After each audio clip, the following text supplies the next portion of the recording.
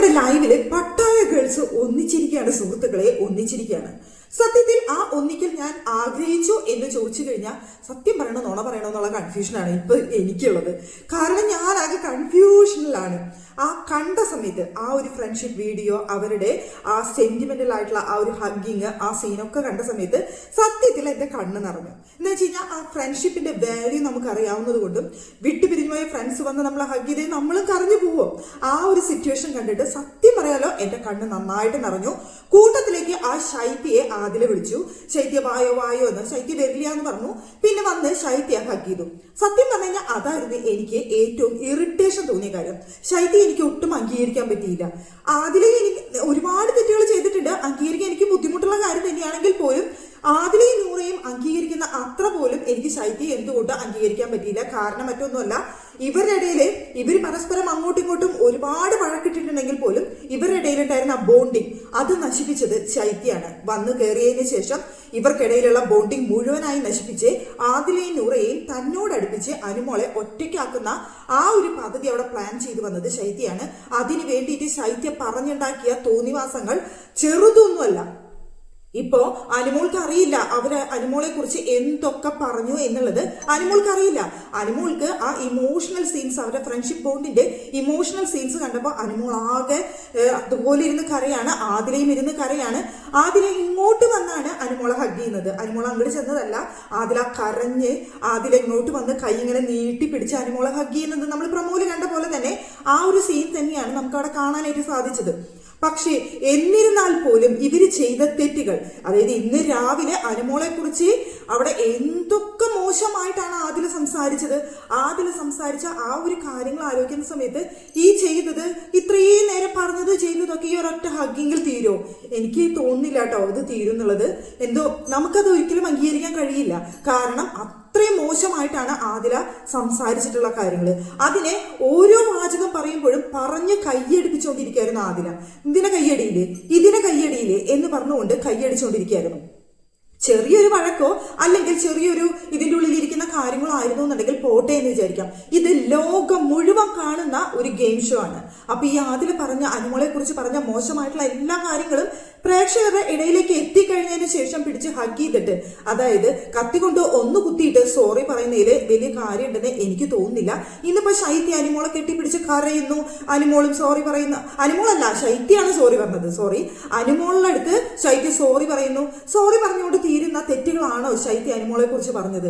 പ്രവീണുമായിട്ട് love track പിടിക്കാൻ ശ്രമിച്ചു, തങ്കച്ചൻ എന്ന ഈ ജീവിതം നശിപ്പിച്ചില്ലേ, അനീഷിന്റെ ജീവിതം നീ നശിപ്പിച്ചില്ലേ എന്നൊക്കെ ചോദിച്ചാൽ ഈ കാര്യങ്ങളൊക്കെ അത്ര പെട്ടെന്ന് ക്ഷമിക്കാൻ പറ്റുന്ന കാര്യങ്ങളാണോ? ഒരിക്കലല്ല കേട്ടോ.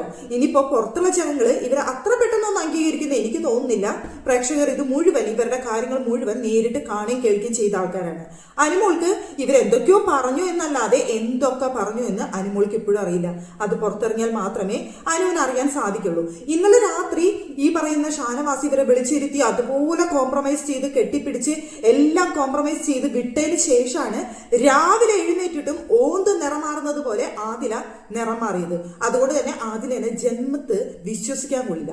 നമ്മുടെ പുലിവാൽ കല്യാണ സിനിമയിലെ നമ്മുടെ ജഗതിയില്ലേ, ഇങ്ങനെ മോതിരൂരുന്നു മോതിരിടുന്നു, മോതിരയിടുന്നു മോതിരൂരുന്നു, ഈ ഒരു പരിപാടി ചെയ്തുകൊണ്ടിരിക്കുന്ന അതുപോലെയാണ് നമ്മുടെ സത്യം പറയുകയാണെങ്കിൽ ആദിലയുടെ സ്വഭാവം. ഓന്ത് നിറം മാറുന്ന പോലെ മിനിറ്റിന് നിറം മാറും. ഇപ്പോ ഇതിനിടയിലേക്ക് ഇനി വേറെ വല്ലവരും വല്ലതും പറഞ്ഞു കൊടുത്തു കഴിഞ്ഞാൽ അപ്പൊ ആദിലൊരു മനസ്സ് മാറും. അത്രയേ ഉള്ളൂ സത്യം പറയാണെന്നുണ്ടെങ്കിൽ ആദില എന്ന് പറയുന്ന വ്യക്തി. ആ ആദിലയെ എങ്ങനെ വിശ്വസിച്ച് കൂടെ നിർത്തും? ഇനിയിപ്പോ ഇന്നിപ്പോ എന്തെങ്കിലും കൂടെ നിർത്താൻ കാരണം മിഡിൽ വീക്ക് എവിക്ഷൻ നടക്കാണ്. അതിൽ ആദില പുറത്തു പോയി എന്നൊരു ഇതാണ് നമുക്ക് വാർത്തയാണ് അറിയാനായിട്ട് സാധിച്ചിട്ടുള്ളത്. അങ്ങനെയാണെന്നുണ്ടെങ്കിൽ ഇനി ഒരു വഴക്കിന് സാധ്യത അവിടെ ഇല്ല. ഈ മിഡ് വീക്ക് എവിഷനില് പുറത്തു പോകാനുള്ള ചാൻസ് ആണ് നമ്മൾ കാണുന്നത്. പക്ഷേ ഇവിടെ ഇതിലെ മറ്റൊരു കോമഡി ഞാൻ പറയട്ടെ.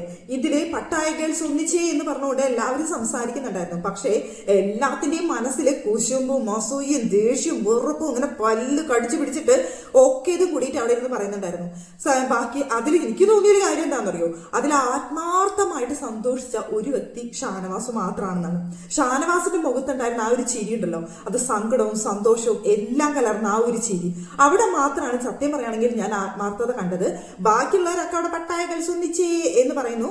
പക്ഷെ പിന്നെ അവിടെ ഉണ്ടായിരുന്നത് എനിക്ക് തോന്നുന്നു ഒന്ന് ഒനിയില്, അഭിലാഷ്, പിന്നെ ജിഷി, ഇവർക്കും സന്തോഷമായിരുന്നു. ഇവര് വന്ന് ഹഗ് ചെയ്യുന്നുണ്ടായിരുന്നു കേട്ടോ. അത് ഞാൻ വിട്ടുപോയതാണ്. ഞാൻ ബാക്കിയുള്ള മത്സരാർത്ഥികൾ ഉദ്ദേശിച്ചപ്പോൾ ഞാൻ അവിടെ ഷാനവാസിന് പറഞ്ഞുപോയി.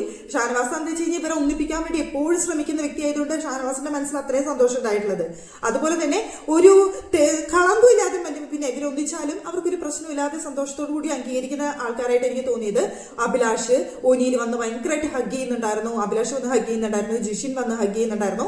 അവിടെ ആ ഒരു ഫ്രണ്ട്ഷിപ്പിനെ വാല്യൂ കൊടുത്ത് പട്ടായ ഗേൾസ് ഒന്നിച്ച് ഇത്രയുള്ളൂ കാര്യം എന്ന് പറഞ്ഞുകൊണ്ട് അവർ വന്നിട്ട് ഹഗ് ചെയ്യുന്നുണ്ടായിരുന്നു. പക്ഷെ ബാക്കിയുള്ള എല്ലാത്തിനും ഒരു തരത്തിലങ്ങോട്ട് ചിരിച്ച് ഒപ്പിക്കുന്നുണ്ടായിരുന്നു. പക്ഷെ എല്ലാത്തിന്റെയും ഉള്ളില് വെറുപ്പും അസൂയയും കുശുമ്പുമാണ്. കാരണം മറ്റൊന്നുമല്ല കേട്ടോ, അവിടെ അത്രയും ആത്മാർത്ഥമായ ഫ്രണ്ട്ഷിപ്പ് ഒന്നും അവർക്കിടയിൽ ബാക്കിയുള്ള ഒറ്റങ്ങളുടെ ഇടയിൽ ഇല്ല എന്നുള്ളതാണ് ഒരു കാരണം. അവിടെ അക്ബറും അപ്പാനിയും തമ്മിൽ നല്ലൊരു ഫ്രണ്ട്ഷിപ്പ് ഉണ്ട്.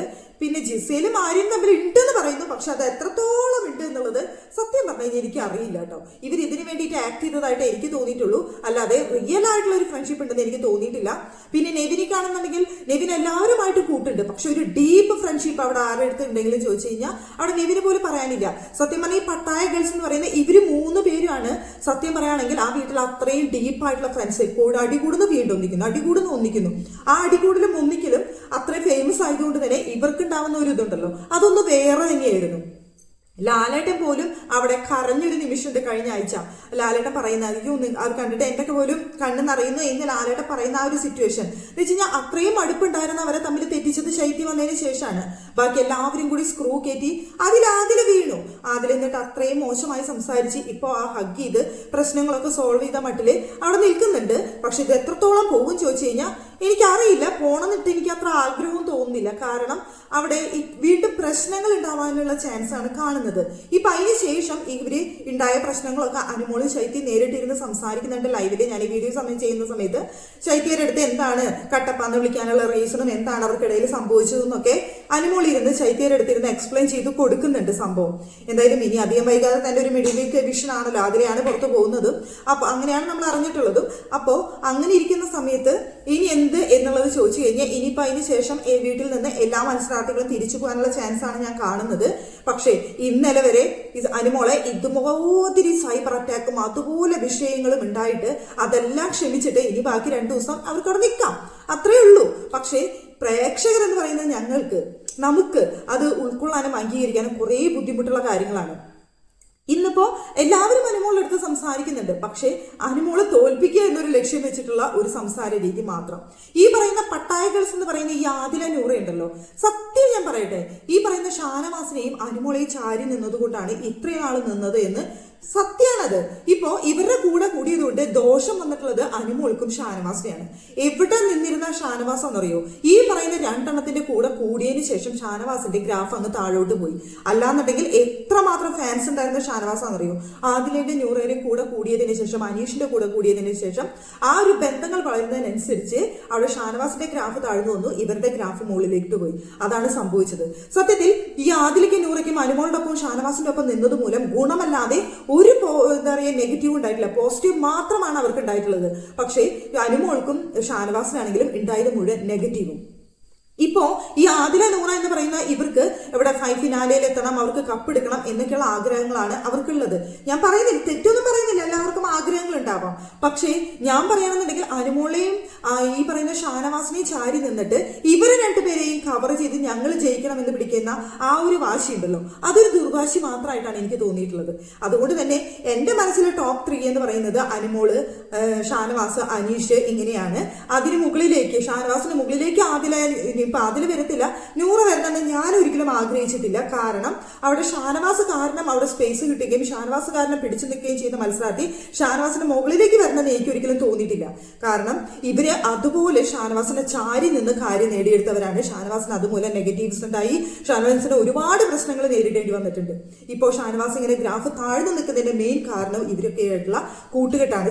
ചേട്ടനെ പോലെ നിൽക്കുന്ന അത് ഇത് ബാപ്പ ഉപ്പ എന്നൊക്കെ പറഞ്ഞുകൊണ്ട് ഒരുപാട് പ്രശ്നങ്ങൾ ഷാനവാസിന് ഇതുപോലെ പ്രതികൂലം നേരിടേണ്ടി വന്നു. എന്തൊക്കെയായാലും ഇപ്പൊ പട്ടായ ഗേൾസ് ഒക്കെ ഒന്നിച്ചിട്ടുണ്ട്. എനിക്കത് കണ്ടപ്പോൾ സങ്കടവും വന്നു, എന്റെ കണ്ണു നിറയുകയും ചെയ്തു, സന്തോഷം വരികയും ചെയ്തു. ഒക്കെ ശരിയാണ്. പക്ഷേ പറയാനുള്ളതും ചെയ്യാനുള്ളതും ഒക്കെ ചെയ്തു കഴിഞ്ഞിട്ട് സോറി പറഞ്ഞിട്ട് ഹഗ് ചെയ്തിട്ട് കാര്യമുണ്ടെന്ന് എനിക്ക് തോന്നുന്നില്ല. ഇപ്പൊ കുത്തിക്കൊന്നതിന് ശേഷം അയ്യോ ഞാൻ ചെയ്യാൻ പാടില്ലാത്തതായിരുന്നു സോറി എന്ന് പറഞ്ഞിട്ട് കാര്യമില്ലല്ലോ. എനിക്ക് അതുപോലെയാണ് അവരുടെ ആ ഒരു ഫ്രണ്ട്ഷിപ്പിൽ എനിക്ക് തോന്നിയത്.